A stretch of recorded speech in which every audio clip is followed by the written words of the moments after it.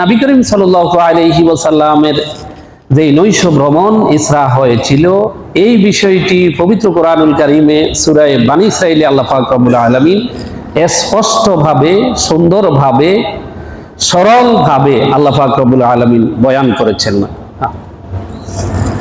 পরবর্তী দ্বিতীয় ভাগ যেটা সম্পূর্ণ হয়েছিল, সেটা হয়েছিল বাইতুল মাকদাস থেকে, মসজিদে আকসা থেকে আরম্ভ করে আরশে আজিম পর্যন্ত পরবর্তী যে অংশ, যেটাকে ঊর্ধ্বগমন বলা হয়, মেরাজ বলা হয়। প্রথম ভাগ হলো ইসরা, দ্বিতীয় ভাগ হচ্ছে মেরাজ।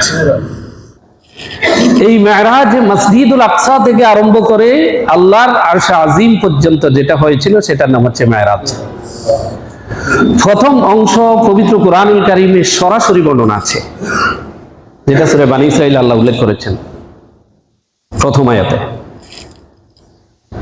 আর দ্বিতীয় অংশ নবী করিম সাল্লাল্লাহু আলাইহি ওয়াসাল্লামের অসংখ্য মাশহুর এবং মুতাওয়াতির হাদিসের মধ্যে সর্বোচ্চ কোয়ালিটির হাদিস, সর্বোচ্চ কোয়ালিটির হাদিস, সহিহ হাদিস দ্বারাই সেটা প্রমাণিত।